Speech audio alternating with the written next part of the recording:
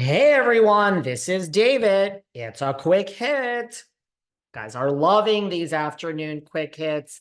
And here I am doing one again. Here are the things that are keeping me up. Let's look at the time.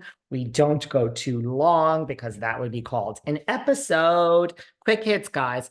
Did everyone love Renee Graziano being back on the podcast this morning? Someone's like, I'm so glad you had Renee on your podcast. This is Renee's third visit. So go and listen to Renee. I got to tell you, Mob Wives is one of the best reality shows that has ever existed. It puts Jersey Housewives in the corner, baby.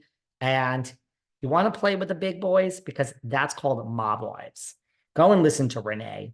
I've gotten to become friends with Renee. I've gotten to know her. She is a dear person. She has gone through recovery. We talk about it all, but we talk about Mob Wives too and Jersey Housewives. She's got some messages for that Teresa and that Melissa over there. Anyway, RHOC, the finale has leaked.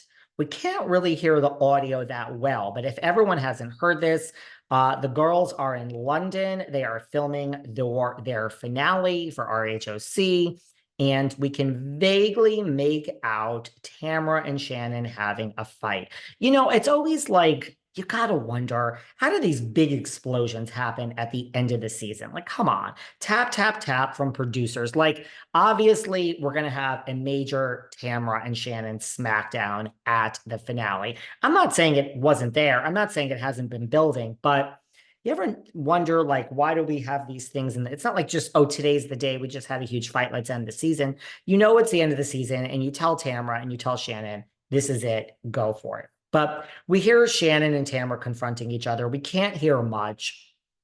We hear Shannon say something like, Tamra, you get drunk, you say a lot of stuff, you bring everyone down, and then you regret it. We hear Shannon saying Shannon saying that to Tamra, and we hear Tamra basically saying, like, that's calling the kettle, pot calling the kettle black. I'm not the one with the DUI. Look who the nasty drunk is. So no big surprise. There's a huge smackdown between Shannon and Tamra, the two big dogs. We also know this season that Vicki came back in a friend role, not for many episodes, to basically try to help Shannon put Tamra in her place. Everyone's going to want to see that. And we also have Alexis as a friend. Alexis is very close to Heather in the real world. And we're going to see Shannon and Alexis. Don't know if John Jansen is actually on camera. I would not think so, but wouldn't that be great? Let me tell you a couple of things here since we're focusing on the OC. First of all, this to me, just getting into this fight, is the difference between Shannon and Tamra. This is where I go, okay? This is the difference between Shannon and Tamra. And really, I got no horse in this race. It's kind of like when I talk about Melissa, Messi G, and Teresia Giudice.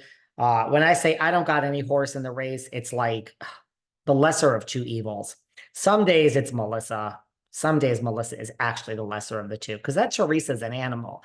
And other days it's like Melissa just can't help herself. She thinks she's J-Lo and she lies. So, who is the lesser of two evils between Shannon and Tamra? Of course, I think it is Shannon because Tamra, she is the Tamrat. She is in the corner. She is scurrying. We all know she used to like Munster. She really likes Gouda. It's her favorite type of cheese, guys, the Tamrat, a rat that scurries. But Shannon is no great shakes either. This is the difference for me. This is my opinion it's my opinion.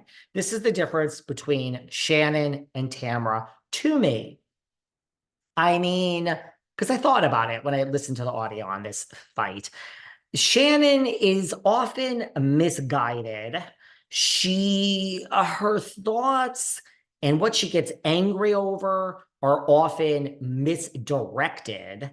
She is overly emotional, which I mean, it's a trait for being a housewife, but flies off the handle, goes from 0 to 10 with her emotions. I feel she's not at all self-aware. This is not a pleasant analysis. I'm sorry. I don't think Shannon's self-aware. I don't think she takes responsibility for her actions. I think she's messy. I think she is a drunk. I think she's probably, I mean, I'm being mean, but I'm being honest. I think she's probably a nightmare to be around on an hourly basis. And I think she's really fucking high maintenance. That is my analysis of Shannon. However, because I have some other Bravo Liberty actual friends that are in this category, whose names shall remain nameless.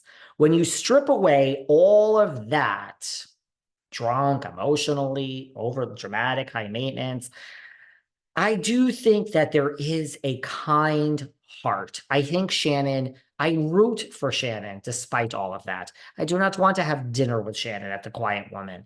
That would be exhausting.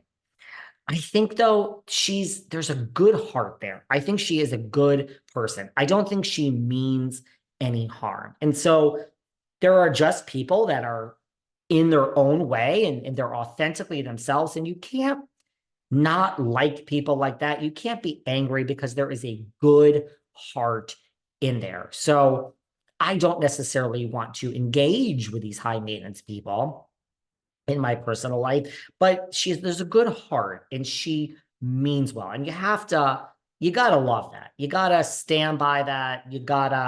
And then I think that there is Tamra, and I really am being honest in these analyses. I just think there's no soul. I truly look, I have talked to so many people from the OC that have used to be on the show. Everyone has the same story that like Tamra will do anything for the cameras. She's the devil. Gretchen says it. Kelly Dodd says it. I mean, who the hell else have we had on here?